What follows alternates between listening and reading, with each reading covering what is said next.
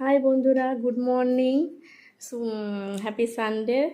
আজ রবিবার, তো আজকে আমি একটা রেসিপি করব, রান্না করব। তো এখানে আমি গোবিন্দভোগ চাল নিয়ে নিয়েছি। দেখুন, এদিকে আম কাটা আছে, আলু পেঁয়াজ টমেটো, এদিকে কাজু কিশমিশ রাখা আছে, এখানে মাংস আছে। তো আজকে আমি করব পোলাও, বাসন্তী পোলাও আর চিকেন কারি। তো ওই জন্য মাংসটা আমি আগে ম্যারিনেট করে নিচ্ছি সব মশলা দিয়ে। তো মাংসটাকে আগে ম্যারিনেট করে কিছুক্ষণ রেখে দেবো। তো দেখুন, আমি নুন হলুদ সব দিয়ে দিয়েছি, আদা রসুন দিয়ে দিলাম, তারপর তেল দিয়ে দিলাম,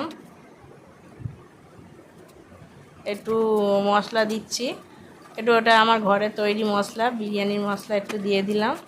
মাংসটা ম্যারিনেট করে রাখছি, ভালো করে আগে মশলা দিয়ে মাখিয়ে নিলাম। এবারে ওর সঙ্গে আলু পেঁয়াজ টমেটো সব একসঙ্গে দিয়ে মাখিয়ে রেখে দেবো, জিনিসটা তাড়াতাড়ি